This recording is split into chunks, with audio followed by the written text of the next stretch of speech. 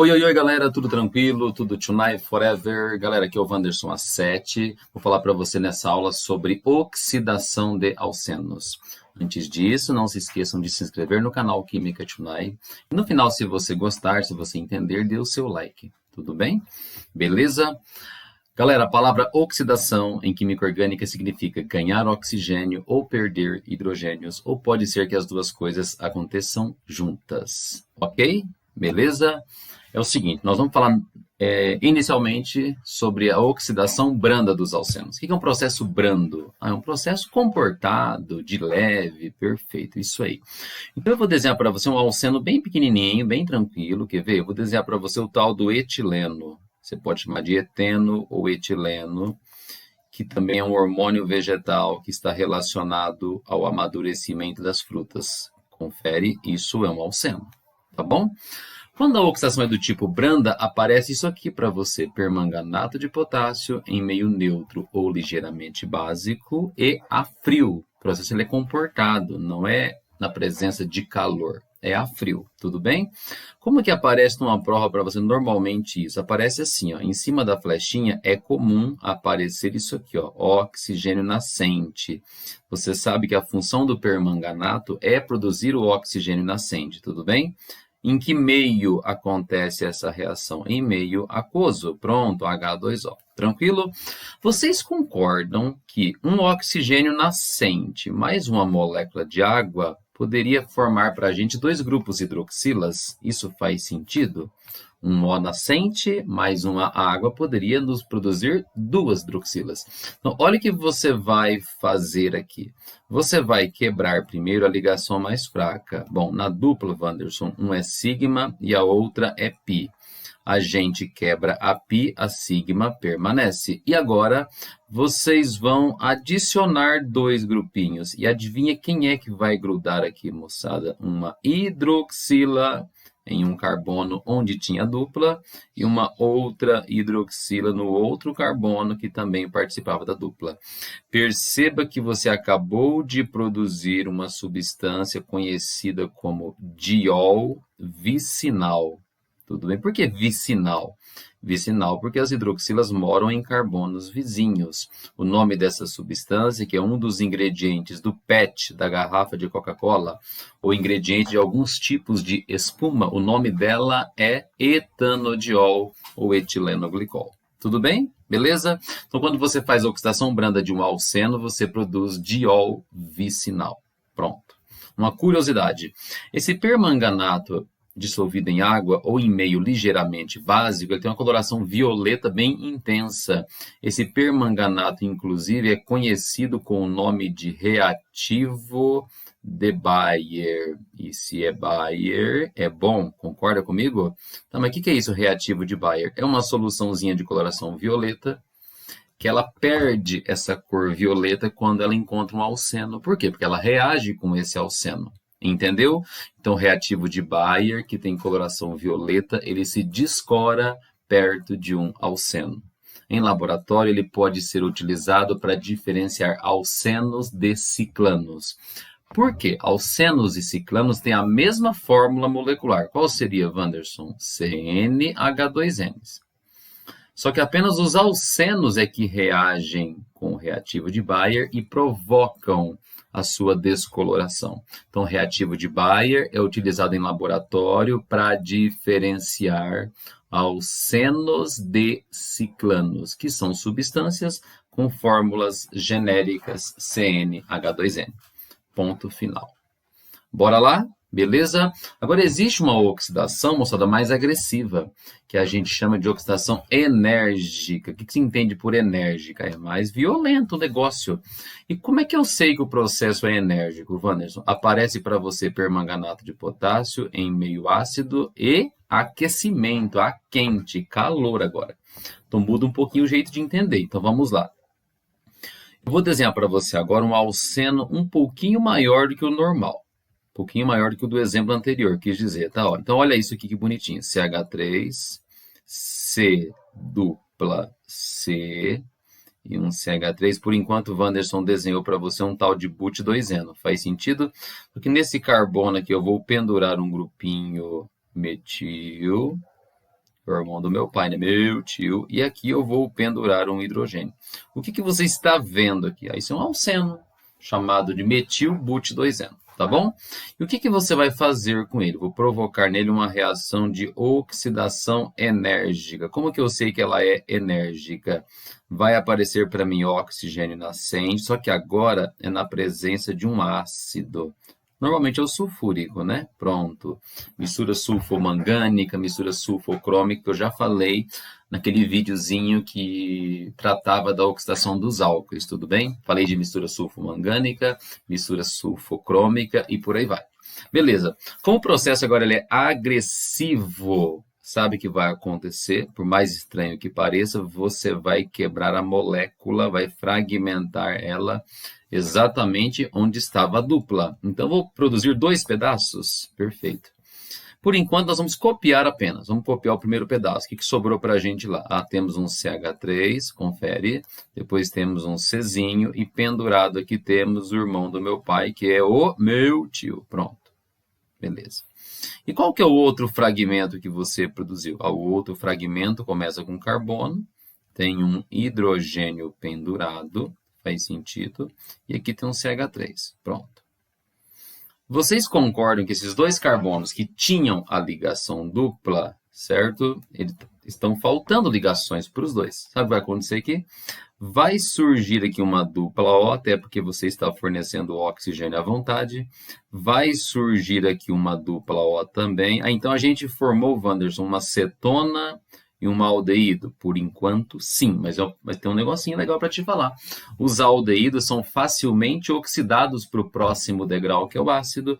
Então, esse aldeído facilmente recebe um O do próprio meio reacional e se transforma num ácido carboxílico. Então, nesse exemplo que o Wanderson acabou de colocar para você, você transformou um alceno em uma cetona e um ácido. Mas pode, em outras situações, produzir em 2 cetonas, ou às vezes 2 ácidos. Mas como é que eu vou saber disso? Um esquema muito prático é você olhar o tipo de carbono da dupla. Aqui no comecinho, o primeiro carbono da dupla que o Wanderson está indicando, ele era um carbono do tipo terciário. Consegue perceber isso? E o fragmento que contém carbono terciário sempre vira cetona. Esse outro carboninho que você está vendo aqui, ele era um carbono, lá na dupla, né, antes da molécula sofrer a reação, ele era um carbono secundário. E perceba que esse fragmento que contém o carbono secundário, no final vira um ácido. Poderia ser primário? Poderia, não apareceu aqui, mas poderia. Então, eu vou até fazer um resuminho bem rapidão para você aqui, olha que bonitinho. Quando o carbono da dupla for terciário, certo? O produto da oxidação desse pedacinho é uma cetona. Ok? Se o carbono da dupla for do tipo secundário, a hora que esse negócio sofreu oxidação, esse fragmento que contém o carbono secundário vai se converter em um ácido carboxílico. E nesse exemplo que o Wanderson mostrou, não apareceu o carbono primário na dupla, né? Mas é possível. Se o carbono da dupla for do tipo primário, sabe o que vai virar isso? Vai virar CO2. E qual a consequência disso? Você vai ver bolinhas de gás carbônico, efervescência. Tudo bem? Tranquilo? Ou seja, se essa dupla estiver no carbono da ponta, sempre vai ter formação de bolinhas de gás carbônico. Entendeu? Não é à toa que esse método oxidação enérgica ele é utilizado também para você localizar a dupla ligação em um alceno. Por quê?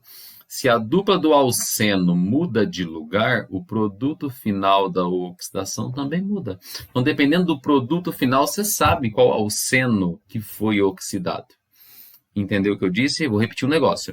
Se o carbono da dupla for terciário, esse fragmento vira cetona. Se o carbono da dupla for secundário, esse fragmento vira ácido carboxílico.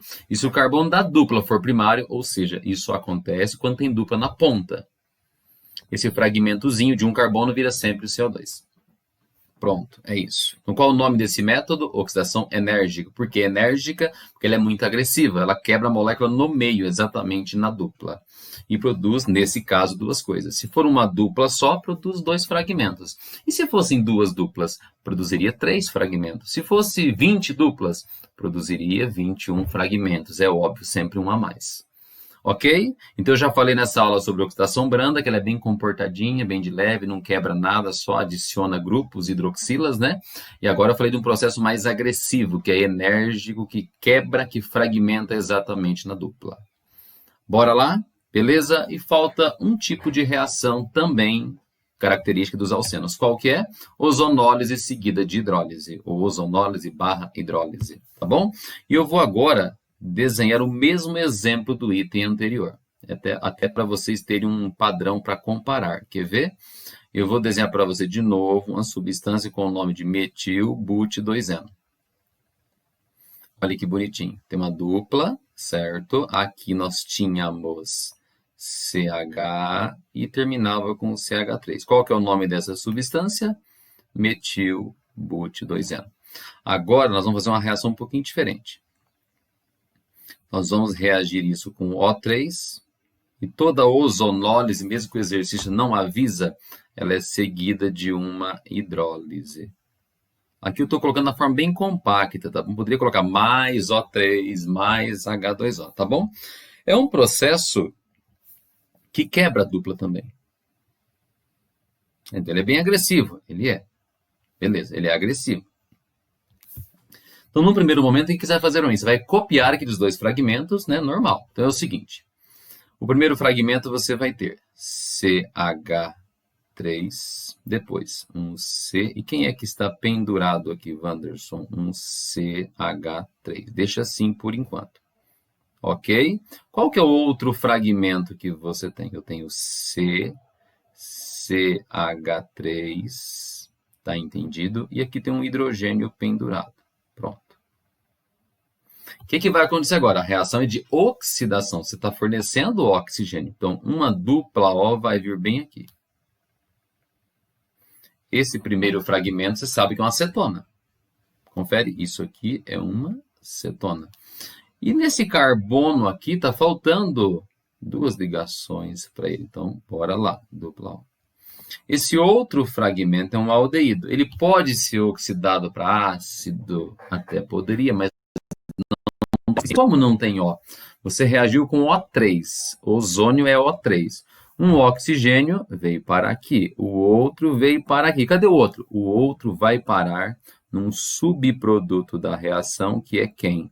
H2O2. Perceba que a água deu uma engordadinha e ela virou o quê? H2O2. Você entendeu onde que o terceiro O da molécula de ozônio veio parar? Então, para cada dupla é uma molécula de ozônio. Só que um O vai num fragmento, o outro O vai no outro fragmento e o terceiro O vai na água oxigenada, ou melhor, peróxido de hidrogênio. Entendeu o que eu disse? Então, a gente quebra da mesma forma que a enérgica, só que agora a oxidação é mais comportada. O aldeído não vira ácido. E a cetona já não oxida de qualquer jeito mesmo, não é verdade? Beleza? Bom, eu consigo prever o que vai dar sem ficar desenhando? Consegue. Basta fazer o quê? Olhar os tipos de carbono da dupla. Olha que bonitinho. Esse carbono da dupla aqui, eu acho que você vai concordar comigo que ele é um carbono terciário. Esse outro carbono da dupla aqui, ele é um carbono de que tipo? Secundário. Certo? Dependendo de como se classificou o carbono da dupla, você sabe qual o produto obtido no final. Olha que prático isso. Então, vou fazer um esqueminha para você bem rapidinho assim, ó. Quando o carbono da dupla for do tipo terciário, o produto disso vai ser uma cetona. Nossa, mas está muito parecido com o item anterior. Verdade, isso mesmo. Agora, atenção, se o carbono da dupla for do tipo secundário ou primário, aí isso sempre vai virar o quê? Aldeído. Então, o que dá para a gente concluir? Que a ozonólise de um alceno, ela sempre produz ou 2 cetonas, ou 2 aldeídos, ou um de cada. Acabou. Beleza? Se o carbono for terciário, cetona. Se o carbono for secundário ou do tipo primário, forma sempre aldeído. Combinou? Entendeu? Terciário vira cetona. O secundário ou primário sempre vai virar aldeído. E lembrando desse detalhezinho, não precisa ficar escrevendo a reação. Mas caso peça para escrever, você vai rachar a molécula exatamente na dupla, vai separar os dois fragmentos, colocar uma dupla O em cada um, e o outro produto disso, que nem orgânico é, peróxido de hidrogênio, mais conhecido como água oxigenada. Fechou? Entendeu o que é oxidação mesmo? Aumentar o oxigênio ou diminuir hidrogênio ou as duas coisas juntas. No caso de alcenos, se for oxidação enérgica ou ozonólise, além de fornecer oxigênio, você racha a molécula na dupla. Para que mais serve a reação de ozonólise? Além de ser um método de quebra, de oxidação, serve para quê também? Para localizar a dupla ligação alcênica. Mas por que ela permite localizar a dupla de um alceno? Porque se a dupla do alceno, nesse exemplo aí, fosse no carbono de trás, da esquerda, o produto seria outro. Entendeu? Se a dupla fosse no carbono da frente, o produto seria outro de novo. Ou seja, dependendo do produto que você obtém, você sabe onde morava a dupla ligação de um alceno. Tonight Forever, espero que vocês tenham entendido o que é uma reação de oxidação com os alcenos, tenham entendido a branda, a enérgica e a ozonólise. Tudo bem? No final dê o seu like.